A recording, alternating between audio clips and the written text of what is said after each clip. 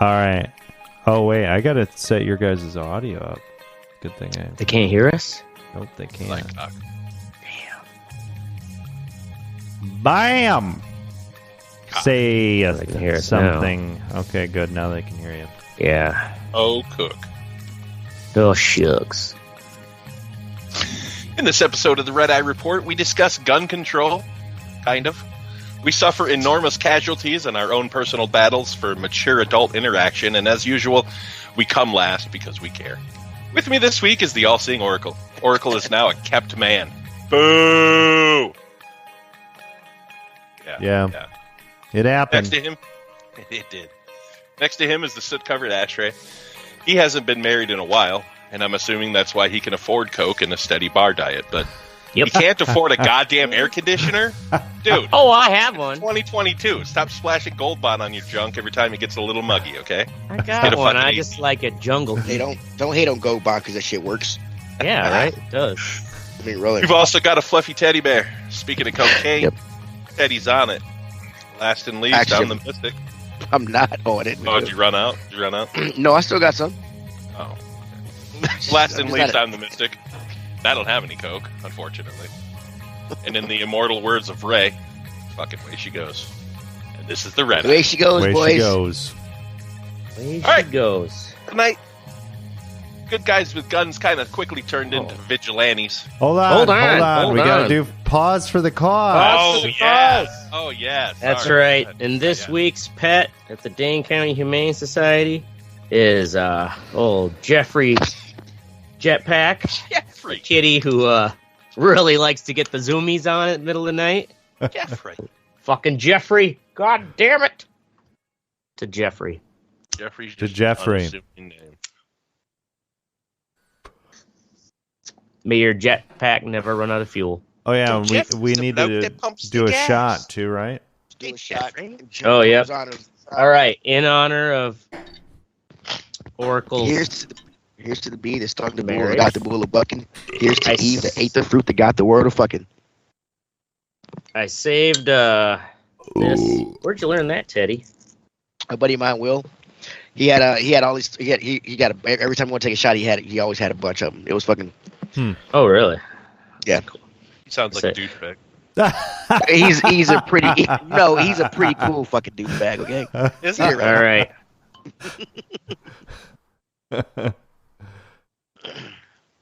Jerry, take yours. You son of a bitch. No, Yeah, I've got it dude. right here. I forget All right, let's do it. your stupid green screen. Stop plot. talking and drink. Right? Jesus. Be smoking and be passing, bro. Shit, you can't do both. I can. No, Jesus Christ. No, you quite clearly cannot. Yeah, it really good.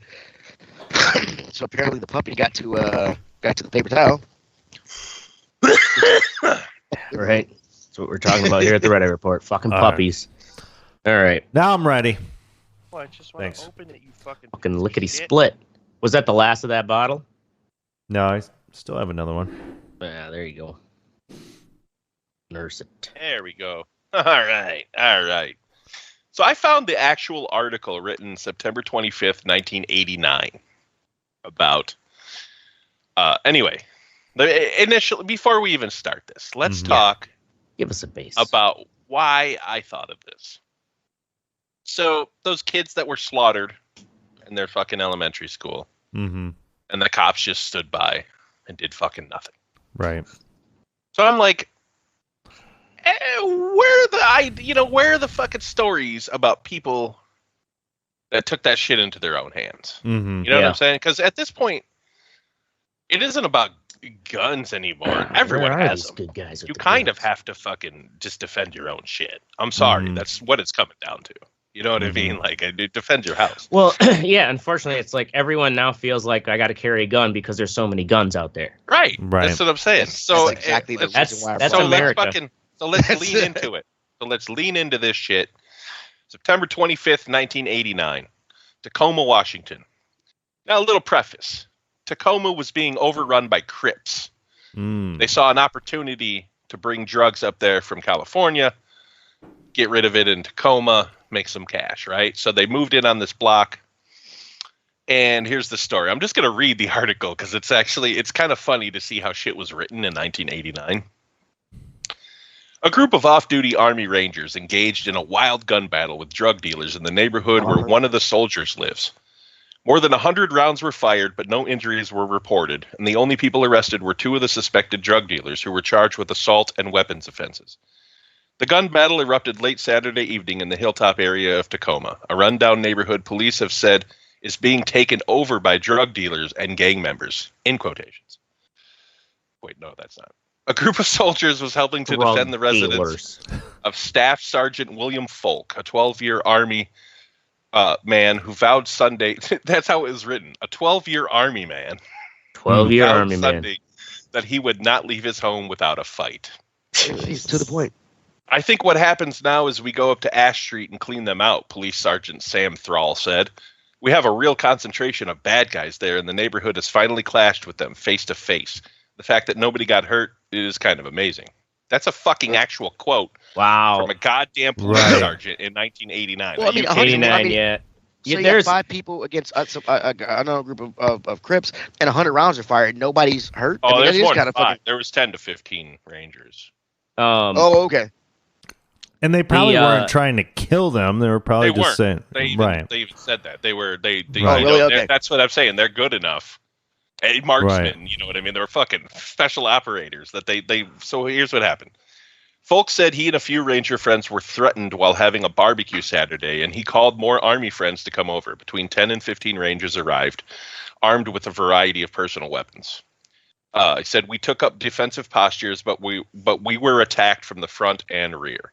Folk 32, assigned to the 2nd Ranger Battalion at Fort Lewis for the past 3 years, said Sunday that he counted 7 bullet holes in the front of his home and a similar number in the front of his neighbor's home. I'm not so much afraid as I am frustrated, he said. I've sent my wife out of the area, but they are going to have to drag me out of here because I am not going to leave without a fight. You badass motherfucker. Folk said he bought a boarded-up home to restore about 2 years ago because the neighborhood appeared to be in transition. But over the last 6 months, he said drug dealing on his street has become worse, with transactions taking place on sidewalks and gang members displaying weapons and harassing longtime residents. So, So actually, nobody was actually injured as far as they know. The Rangers, in an interview later, the Folk guy said we buried the bodies. Yeah, right. The Folk guy said that he knows for sure that he hit one of them in the chest. He doesn't know necessarily where. He said the guy ran off. So, like, I have a feeling a few of them got pegged and took off because they only apprehended 2 at the scene that had like flesh wounds. You know what I mean? They were going to live. But yeah, so that's example number 1. So that's an example of a good guy with a gun. This turned into vigilantism. Oh, sure. Yeah, definitely. Yeah, and it sounds like the police were just like, all right. Yeah, thanks, guys. Finally. Well, that quote where he's like, they should go in there and wipe them out. Like, well, that's the thing is, can't say that today. I was reading some history about the city at that point. There was the mayor of Tacoma was like really into like non-violent fucking blah blah blah, you know what I mean? And these Crips like knew that, so they just fucking went ape shit. The cops couldn't really do anything because they were their hands were hamstrung tied. by the mayor. So this was they actually considered this like the turning point in Tacoma's history because now they have laws on the books for gang violence and shit. Like they have specific laws to take care of shit like that because of this. I had a turning point in Tacoma, actually. I was... you became a Crip? Yeah. Well, I was... Did they teach you the Crip walk? I was pumping gas in Tacoma, and Pete Carroll, actually, the head coach for the Seattle Seahawks, came out, and I really could have changed... Like he was pumping gas too, or what? I don't know if he pumped gas, but he came out of the fucking gas station, and man, I should have just punched that dude in the stomach. I could have solved a lot of problems for the Packers. Carroll. That was some old white guy who gets punched in the stomach all the time because he looks just like Steve Carroll. Old white guys all look the same to you, Teddy. Yeah, right. Man, I can tell if somebody's Pete Carroll. They look like the dad from Seinfeld. Yeah, they all look like Steve Martin. Okay, so the second second example is, and I think Ashtray knows about this, the LA riots. Oh, yeah. The Korean Americans in the LA riots. So I'm not going to read this one. It's well written, but it's pretty fucking dramatic. Yeah. Give us your version of it. Basically, the riots started, and a preface to this is that a Korean shop owner had shot a kid that was stealing from him, like a couple months before it.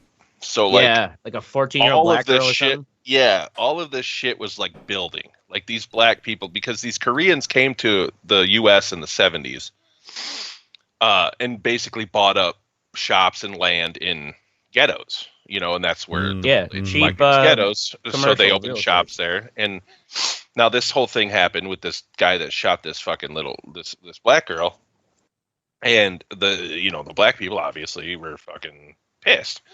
So when the riots happened, they saw this as an opportunity. So basically, they were being like the Asian shops, the Koreatown was being fucking just destroyed, like looting constantly for like a day and a half. One of the guys was like, "Fuck this!" So he started shooting back, like just up in the air. You know what I mean? And realized that they run off when that happens. So he called up fucking friends. He was a former South Korean Marine. Mm-hmm. So, like, he knew how to handle weapons, called up his buddies. They fucking brought over whatever guns they had. And for 3.5 straight days, while the cops couldn't do anything or didn't want to because, it's fucking going into the ghetto, they defended their fucking property. Apparently no one was hurt. I can't really imagine that that's true. Oh, hell no, no one was hurt. Yeah, right. The Koreans said that we were firing in the air. Bullshit. Oh, yeah, bullshit. Oh, no. There's video of that one guy. I pegged the darkie in the leg. Right. I mean, the stat I remember was that in total after the, 2.5, 3 days was, 52 people died. God I'm sure some of those were talking just the Korean town. I'm not talking all the riots. No, sure, but what I'm saying is some of those 52 probably were in Koreatown. Oh, I'm sure they were. Yeah. Yeah. But this article said that there's believed to be no deaths, straight from them shooting at them, but who knows? Yeah. What are you reading from? The Korean Sun? No, this CNN. Is a CNN. Fucking, super Korean fucking publication. It's probably Korean owned by Samsung. Anyway, so there's numero dos, and then I got the super reliable allthatisinteresting.com. Definitely the best one, man. Vetted. Yeah. Absolutely. Yep. Gold standard. Yeah. Cited by New York Times. The Queen gives her blessing. Yeah. It's actually. Oh, that is interesting. So what'd you get? God we damn lose it. Mystic? Hold on, I'm right here. No, lost his place. I gotta go back to the fucking first goddamn Bell. page. No, there's this fucking. Place. So I was super drunk in LA, coming back from an Immortal concert one time.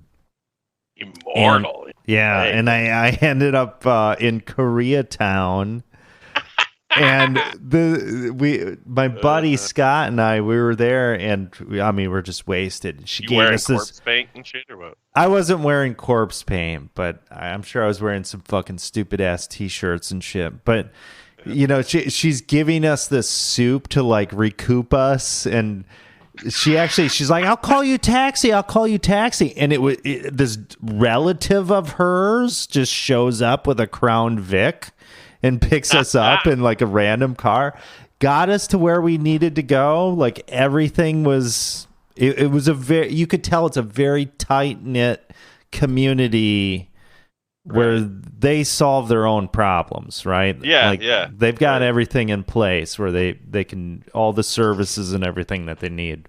Kind of a cool little glimpse. So, Mother Korea.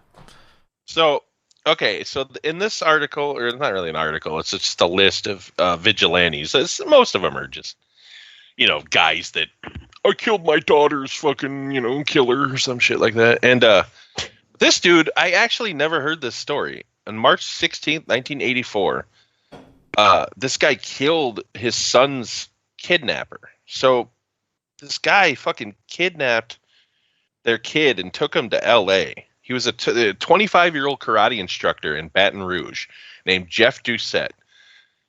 He had the complete trust of his young students and their parents, but that trust was horrifically shattered on February 19, 1984, when Doucette took 11-year-old Jody Plausch on what was supposed to be a 15-minute car ride. So basically, he didn't come home, and this guy ended up taking this kid to Anaheim, California, right? And they eventually caught him and shit, but Doucette raped him fucking multiple times. How did he get the kid? I missed that. Well, how did they what? How did he get the kid? Like, he was their karate instructor. What the fuck? That was so he was gonna like take him fucking to some thing or whatever, you know what I mean? Karate thing, and just took off with them. Wow, man, I never thought about it, but how many karate instructors are pedos? Right? Yeah. Weird. So then on March 8th, so the boy's dad on March 16th, 1984, Plausch. There's actually video of it because the dude, it was like fucking, he was coming out and they were filming him shit because he was coming back for, where they caught him at in California, coming back to wherever he was. Mm-hmm. And this dude was at a fucking phone booth right behind him and turned around with the fucking 38 and shot him right in the head with a fucking, with a hollow point on live fucking TV. That's awesome. What, this was on live TV? Yeah. Holy shit. So how he, long did the father get? Here it is. Is there video of it? For murder. Probably. I didn't go look at it, but right, there's a picture. There's like a still image on this thing. Yeah, share it. Bring it up there, production manager or producer. Okay, hold on. I'm fucking doing it, dude. Calm down, Coke boy. Jesus Christ. Right, goddamn. Anyway, so he stood trial for murder, but found a lenient judge on the other side of the courtroom, sentenced to 7 years on a suspended sentence. Yeah, bro. 5 years probation and 300 hours community service. Dude, yeah, ain't nobody gonna convict that dude, bro. Yeah. Nobody's gonna convict that guy. So then, so that was that dude, which fucking good for him. Yeah. There's a lot of guys in here. Was the guy black or white? He was white. Of course. This one is fucking super awesome. And there's an actual documentary, like a little mini series about this, but I haven't watched it yet. This guy, it's called Killdozer. Oh yeah, dude. The Killdozer, man. The documentary is awesome. Yeah. Have you seen it? What's it on? Netflix, yeah. Okay. Oh yeah, so it's for Teddy who hasn't seen it. In early 2004, a Colorado man named Marvin Heemeyer plowed through the town of Granby in a massive killdozer. He tore up 13 buildings and caused $7 million worth of damage. He also had with him a 50 caliber rifle, a 308, and a 22 long rifle. But he didn't actually kill anyone. So he was pissed off. Because it was slow as fuck, but it was devastating. Well, yeah.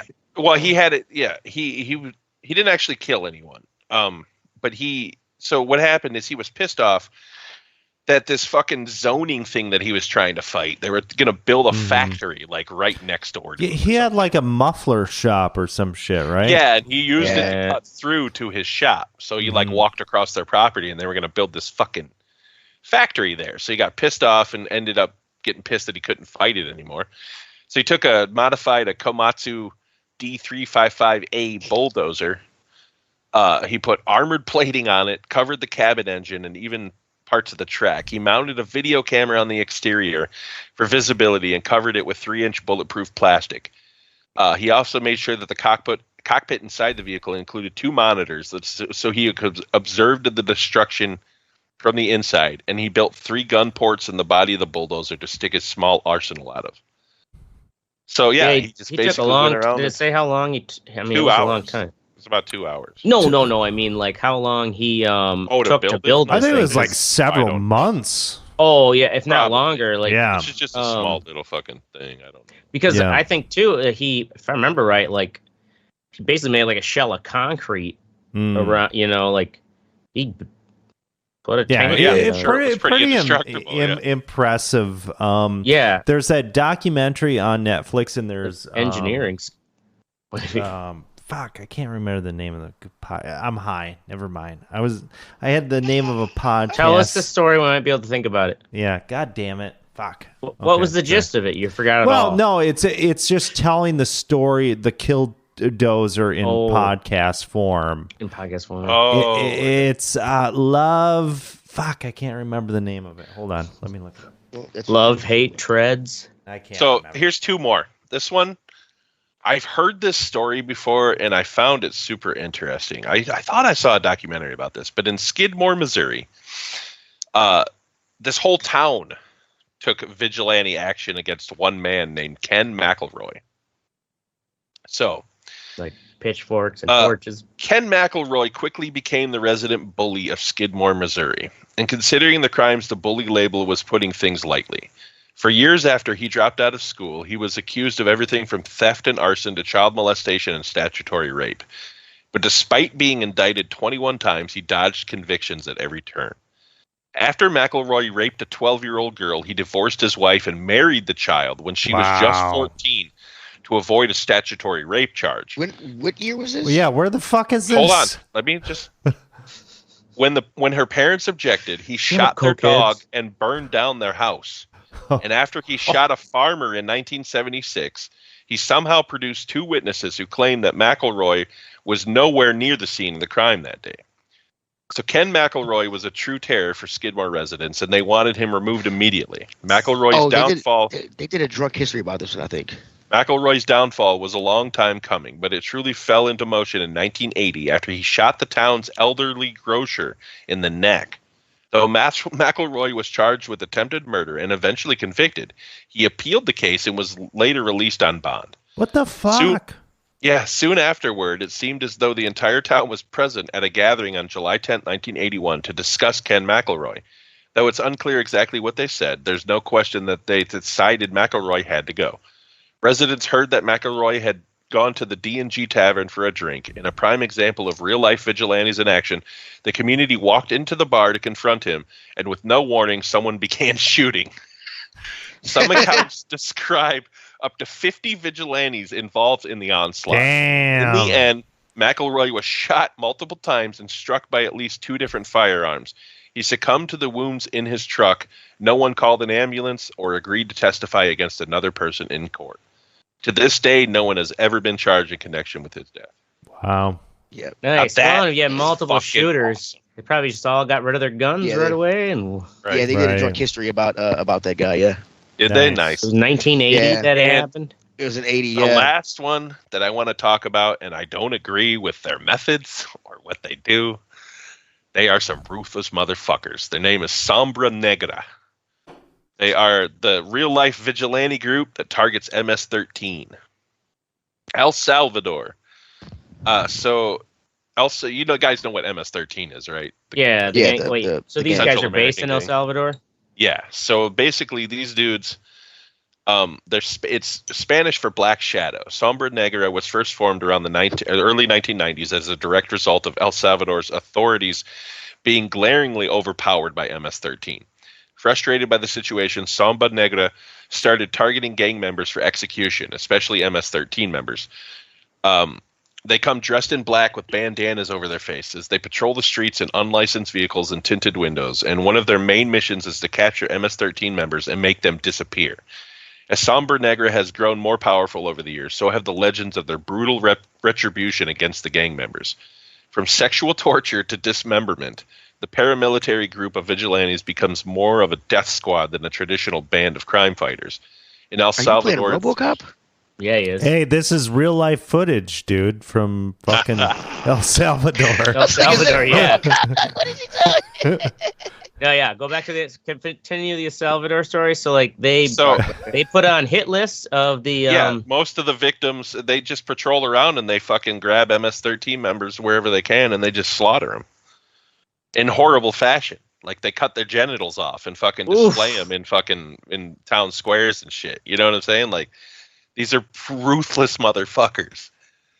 And where are they? Are they based? Are they like former military? I have no idea. I'm sure not a lot of people know who the fuck these people are. You know what I mean? Yeah. Wear black, wear fucking bandanas over their face. So home invasions to sudden killings in the streets, Sombra Negra carries out their mission with a ruthless abandon and describes it as social cleansing. And some authorities are even grateful. El Salvador's head of National Assembly, Guillermo Gallegos, has admitted, morally, I support this type of expression because people are tired of the way of delinquency. That's fucking nuts, man. Yeah, they get to that point where it's like... Yeah, I mean, really, when you got to fight against... Hey, man, yeah, it's fucking batshit crazy down there, you know? But at the same... Yeah, exactly. Like, that's why we have this flood of immigrants on the border that are not Mexican. Right. Oh, no, yeah, they're from Central America. Because it's because of this shit. And it's like, these small families get extorted by these gangs, and then basically just like, they took my shit away or they'll kill me, so I'm just leaving. Mm-hmm. What can you do? I'm the sure way she goes, boys. I'm sure there's other great examples of vigilante justice. I'm sure that there's plenty of Wild West. I should do that in my next episode. Look up some Wild West vigilante fucking posses and shit going out. You should have looked at a few of those. There's probably more than a few of the. It's good guy with a gun. In a situation where there's a bad guy with a gun, but that good guy with a gun gets shot by the cops. And I'm sure there is. Especially in Texas, I'm not trying to stir up any fucking political discussion at all. Mm-hmm. Here's the deal. You know what I mean? I have no problem with anyone who is trained, fucking owns a firearm legally and protects their shit. You know what I'm saying? It's the fact that fucking we can't have common sense fucking laws because everyone thinks we're attacking their fucking personal freedom. Fuck you. You know what I'm saying? Like, this is ridiculous, man. At this point in time, everyone has to have a gun. I'm sorry. How are you going to protect yourself? We've gotten to that paradox. Yeah. Where exactly. It's kind of like that mutually assured destruction. Right. With the Soviets, where it's just like, well, you got nukes, well, we're going to make sure we have nukes, because it's like you basically assume any fucking bastard's going to come in with a gun. There's so many of them. Fucking people in Alabama were shot at some church today. Yeah. Really? Yep.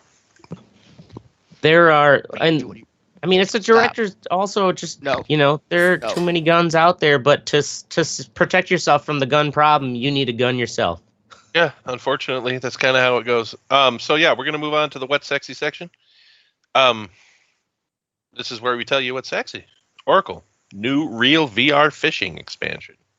Jesus. Oh, I want to see video of this. Bring it up.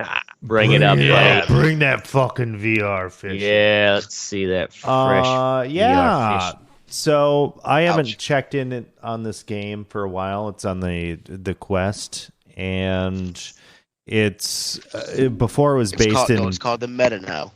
Or Meta, yeah, Meta. This was a South Korean video game company that created this originally. So all of the original fishing locations were in South Korea. Now they have Western U.S. spots, 20 different spots in like Yosemite. And based on real lakes? Yeah, and it's fucking badass. Cool. You're like fishing like on a river, and some bears come up on the shore and shit. Right, and they just like wave. Hey. Yeah. No care in the world. I mean, it's really cool too because be a salmon, buddy. you can upload your music on the Quest and actually listen to like your playlist while you're fishing and shit, and nice. It's a lot of fun. It's really good. I'm looking forward to the next generation of VR. I think this is quite good. It definitely shows the potential. Right, it shows the potential. But once your brain takes care of a lot of things with VR, but once you get like that real photorealism in there without sacrificing, which I think we will be able to achieve on the next generation of VR, I think that's going to be awesome. And these guys are absolutely the best in terms of taking photo pictures and putting it on geometry and using a little bit of visual fuckery for you to actually believe that it's real. But these guys are the best that I've seen. The best, Jerry. Yeah, the best. They're the best. So yeah, pretty cool. So the DLC, the West DLC, was $12. Everybody get down. So that means two drinks. If you get that, you have 40 different locations to fish. And also in the West, they have introduced a bobber fishing mechanic, so you can actually set how deep your lure is in the water. Oh, you couldn't fish with a bobber before? Yeah, you weren't using a bobber before. Oh, so that's kind of a cool addition as well. That's what I grew up using. Bobber. Yeah. Cool shit.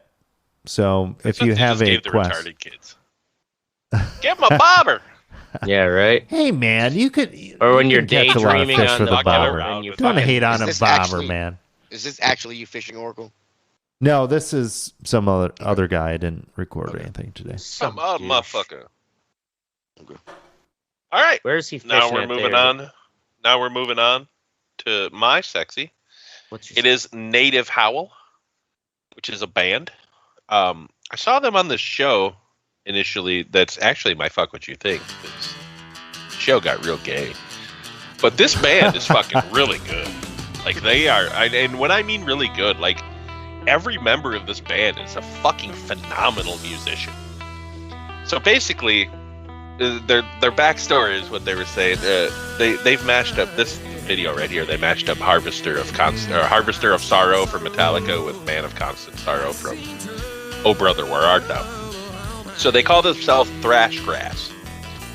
So the lead singer and guitar player, he was in a thrash metal band, and then he was kind of thinking one day, he's like, hey, I wonder what other genres can fucking meld well with this. And bluegrass isn't actually, when you think about it, it's not the same, but it's a high beat per minute. It's a high beat per minute music, and it's very fast picking, just like fucking thrash is. So they've incorporated it, and they are the best band that I've heard try to do two different genres incorporated. You know what I'm saying? Like he's using distortion on his acoustic guitar and shit. It's just shit you don't hear, man, and it's fucking phenomenal. Like they're just quirky. They're cool. They touring or here in the U.S. or with Clutch actually. Oh, awesome. Okay. But they will be. You guys heard the new Clutch album? Fuck you. I thought Clutch was a Clutch, you know. Ashtray, we doing this shot or what? Oh shit! You didn't tell me to get one on deck, buddy. Trying to be responsible. You run away now? You gotta look at the goddamn screen. Oh, I got a puppy. Well, the thing is, his green screen thing blurs or blocks his shot glass out, so you can't tell. It's a Disney filter. It actually filters out alcohol. Yeah. Mystic wasn't here for right, cheers. This is a big one. Cheers. This camera focuses if you keep it. Stop talking and drink. Just fucking drink it. Why do you fucking... Damn it. Why do you take all day to do everything? My God. Because it pisses you guys off. You guys like to hate on who I am. All right. No, we like to hate that you waste our time. Hey, I'm not wasting your time. All right, Petty. I'm giving you all the time I got. Ooh. Shut up. Thank you. So yeah, Oracle's wedding adventure. One of our flights got delayed. Our flight ended up getting delayed horribly because we're flying through midway, me and my wife. So we ended up having like a 6.5 hour layover. My wife was like, "Oh, great, be in the airport and shit." I'm like, 6.5 hours. We'll just go to the fucking city. Yeah. And she'd never been to Chicago, so we fucking went to Chicago for like 6.5 hours. I got me a fucking with the Giordano's. Got me a fucking Italian beef sandwich. Went to the Bean. Went to the museum. Did some shopping. Which museum did you go to? We didn't actually go into the museum. We went to Museum Park because it was Sunday. It was Sunday and it was around like 4 or 5 o'clock there. By the time we got up there, they were all closing down. So we walked around Museum Park. But yeah, it was fucking cool. And then we ended up taking an Uber back to Giordano's over in Roosevelt. I went and got me a frozen deep dish pizza, which is still in the freezer. Awesome. Yeah, I can't wait for my son to come back. We're gonna make it then. And yeah, hop back on the fucking train and went to the goddamn went back to the fucking airport. So with your frozen deep dish pizza, did you put that in your luggage? Yeah, I put it in my luggage. My luggage is already on the plane. On the plane, yeah. I put it in my backpack. Yeah, I put it in my backpack. And it stayed frozen. It stayed pretty frozen. I mean, it was by the time I had a box. By the time I got home, we got to the airport with like an hour left for our flight, and like hour and a half left for our flight. And I tried to go find some food and stuff. But it was thawing when I got it here, and I just put it back in the freezer. Okay. So, yeah, it should be fine. Not bad. Yeah. All right. Ashtray. All right. Well, yeah. So Teddy was like, "Yeah, awesome. I got a pizza after Oracle's wedding. Fuck whatever that was about." What? Anyways, I figured we were both going to be talking about the same thing. It's like Oracle wedding adventure. Well, that's why I wasn't going to talk about it because, yeah, we already have a circle jerk. Well, we have a circle jerk amongst ourselves. We haven't shared it with our fans live. Jesus Christ, go Ashtray, your turn, go. Oh, well, I'll just say it was nice to see Oracle's like Providence life. You know, we hear about it every week. Yeah, it was nice. Yeah, and it sounds like it's you know, he's just lives amongst all these sophisticated people, and you know, it's the cat's pajamas. But now we realize he's coming back to Wisconsin to his roots. But to see the whole, I don't know, like Providence to me seemed, I love the old East Coast city, but it kind of felt like, yeah, a couple, you know, felt very similar to Boston in the areas I went to. But I guess actually going more, especially on Monday, I had to stay an extra day, and I crashed on his futon. So we went to Jamestown, right? That's like the name of that island? Yeah. Well, Jamestown, it's just at the end of the bottom of the state. Yeah. There's like a bridge that goes to it, and then like there's a bridge that goes out to it on the other side. But there's a lighthouse at the bottom. And you've been there many times, but it was always closed, you said? Yeah, the museum had never been open when I was there, so... Yeah, I wonder if it was because of PVD Fest. Possibly, yeah. A lot of people come to Rhode Island for that. Every time I say it, I think of it sounds like a venereal disease festival. PVD Fest! Right. That's what I thought it was. Right. But we went... Yeah, so we got to go into that fucking lighthouse and meet old Richard, right? Richard, yeah. Fucking Richard. Old, charismatic fellow whose father was ran the lighthouse back in 19 Dickety whatever. Okay, so let me preface this that you come in and fill in Ashtray and I were high on coke and a little drunk and high. Mostly high. We're going into this lighthouse, and this old dude is like, "Hey, I want to talk to you." These whippersnappers. Yeah. Okay, right? now continue with your story. Well, it was nice actually to. I mean, not only was he full of, you could tell, like he actually grew up in that fucking lighthouse. Yeah. And he really wanted to show us these, it was kind of like a big touch display with interactive videos that you could touch on and watch, but it was like locked up, right? Like, you know, there's no buttons. It's all touch screens. And of course, the old man and play with his Legos or something too. You want to play with my Legos? Yeah, he shared these stories though. So like you guys have lived, well, and especially Carolyn have lived out there. Mm-hmm. And know some of the more of the history, right. And especially that whole story about the was it 1938 flood or hurricane? Hurricane, yeah. Yeah, what was the name of that hurricane? I don't think they named him back then. Oh, because they could never see him coming, probably. Right. But yeah, his first story that he's telling us is he's like, yeah, the storm came in, it looked good, and my sister, she was on this bus just over there. Nor'easter. And she died. And then it wasn't quite that direct, but it was right. his.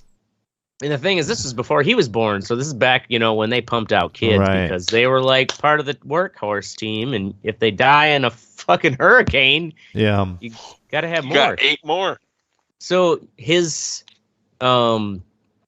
brother and sister were on this bus, and I can't remember how many numbers of children were on it, but the only people that survived were his brother and the bus driver, and his sister drowned on it.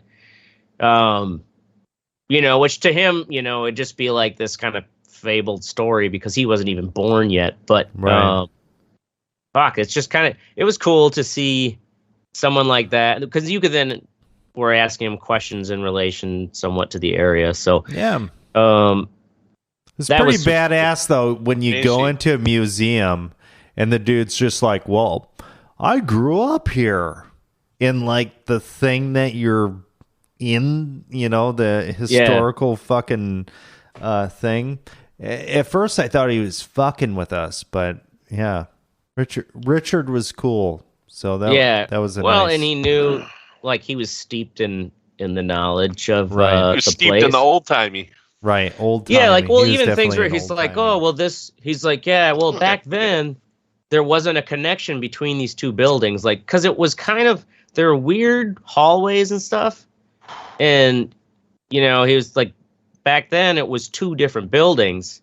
And so in the bad weather, you still had to go outside to get to the other one. And they kind of like built a connection between the 2 structures, which is why it's a weird kind of like museum house. You know what else is weird? Talking to people that are coked up. So we move on to me. But hey, Richard had no one else to talk to. Native Howl. Oh, that's the wrong one. No Cover is a YouTube show that I've been watching. Basically, it's a battle of the bands. What? That's fine. It's a battle of the bands. What? I was talking to my daughter. Shut up. But there's like, I don't know, 4 or 5 bands a week. Fucking blah blah blah. Anyway, the fuck what you think part of is that Gavin Rossdale, and you guys know who that is? The singer Sounds for Bush. familiar. No. Oh yeah, Bush, married the singer to for Gwen Bush. Stefani. Yeah, Oh, he used to be wow. married to Gwen Stefani. Mm-hmm. He's just a douchebag.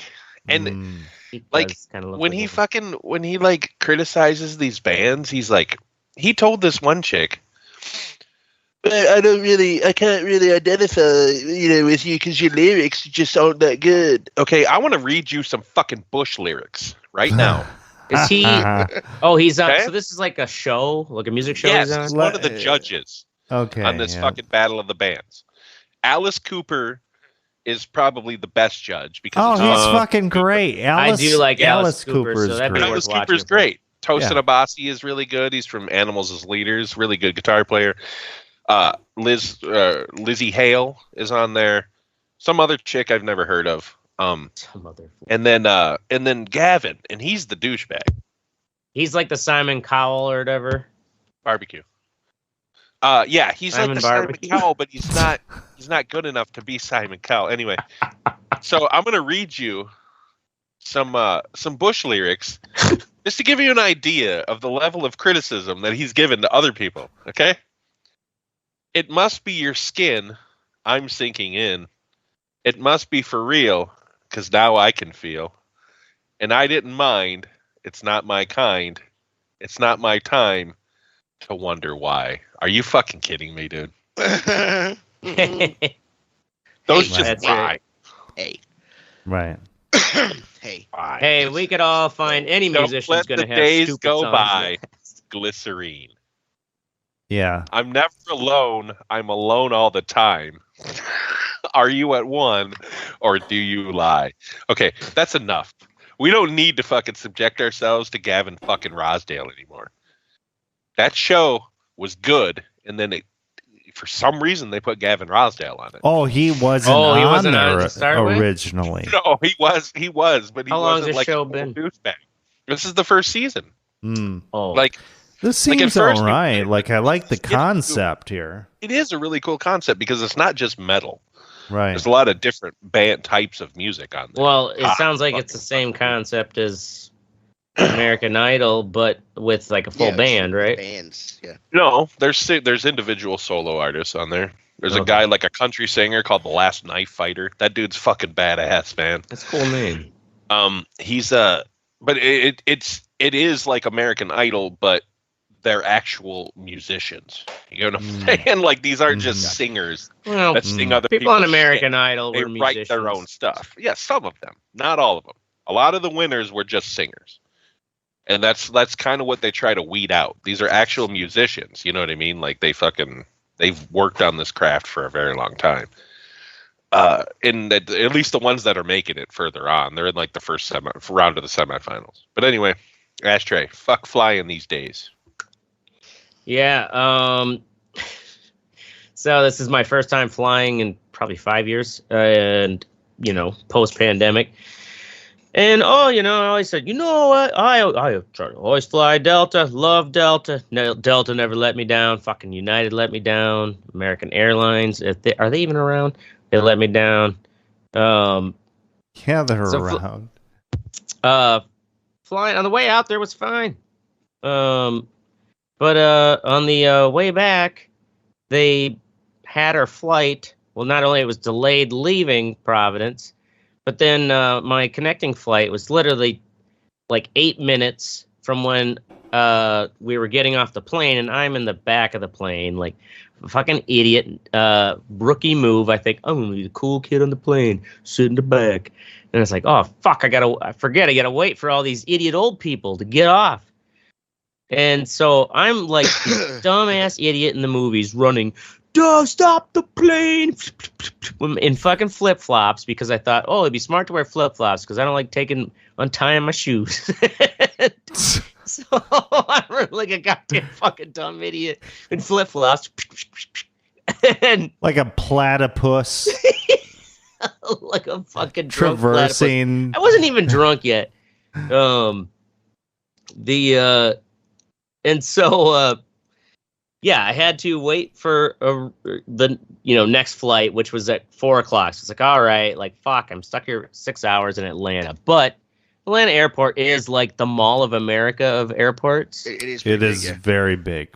So like each concourse is kind of its own village, place, or like like Mall of America has different levels, and you got to take that fucking train to go to the fucking whole next concourse. And I couldn't get to the 2 concourses over and then up to my gate in 8 minutes and get there departed. So, but then I get stuck there from 4:30 when I'm supposed to go on the plane.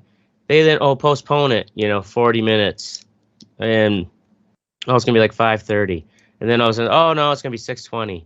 And no, it's gonna be like 7. Then it was 8 there, and they keep saying, sorry, we're working on there was air conditioning problem.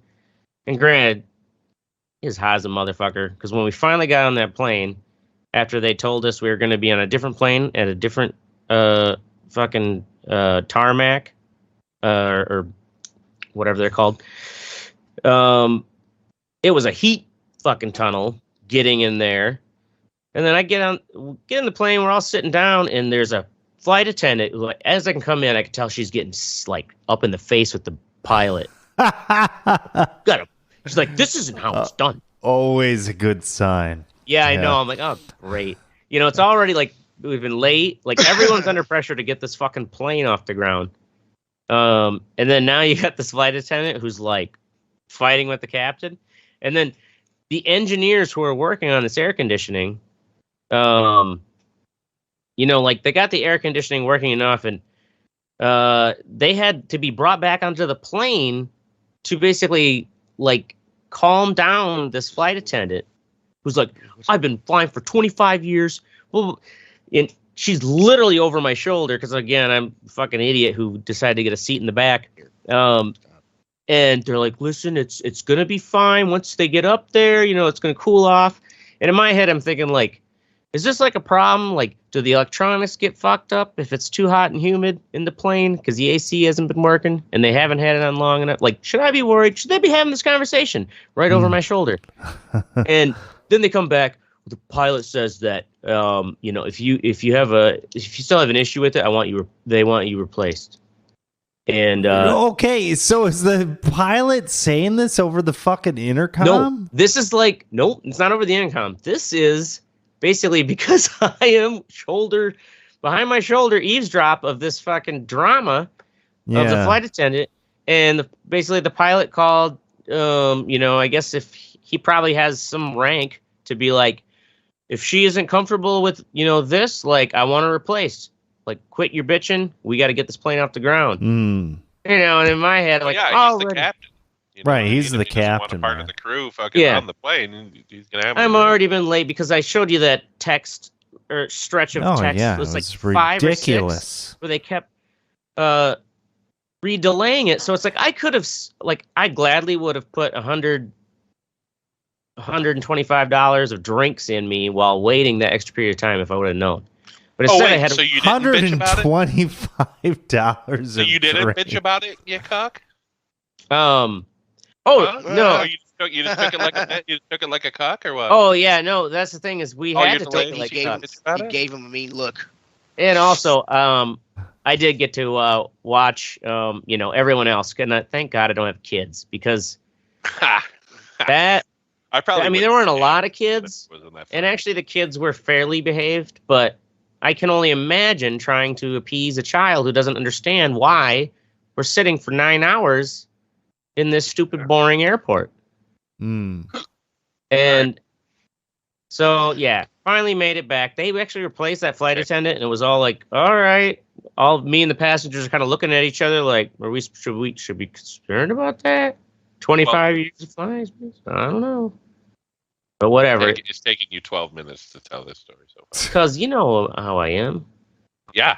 So are you done or what? Yeah, I'll end it now. You made it home? Unfortunately. Congrats. Unfortunately. Back to reality.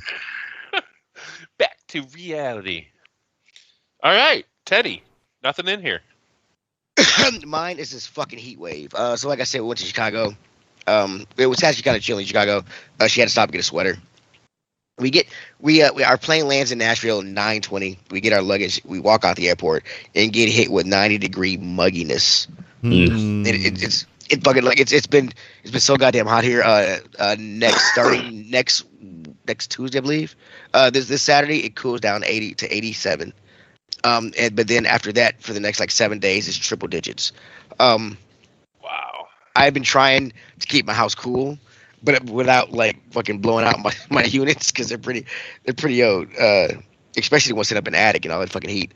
And it's 76 in here now. I finally got down to 76 at fucking 11 o'clock at night, but it's still 87 degrees outside. Damn. The Nashville Electric Service, they have said until they are not going to cut off anybody's power until July 1st for non-payment because of the heat. That only gives you 2 weeks, whatever. They say if you need help paying, give them a call and stuff like that. Yeah, when it gets really hot. Yeah, everybody gonna be calling. I mean, we still have August and we still have July and August to go through. Right. I mean, the shit's this is fucking. Yeah, this is fucking retarded. Yeah, that's some bullshit, man. You know what sucks too is that when you got the fucking full humidity, you could still get dehydrated and die. Oh yeah. Bullshit. Well, I would have ride my motorcycle. Terrible. Why can't I just rehydrate with all this fucking mugginess? Yeah, I want to ride my bike to save gas, but it's so hot that it's when you ride, no matter how fast you go, it's just like somebody has a hairdryer on you because the air is not. The air doesn't cool you. It doesn't cool you down to go fast. I mean, you just ride through hot, muggy 90-degree air, and then when you stop, you just sit in that shit.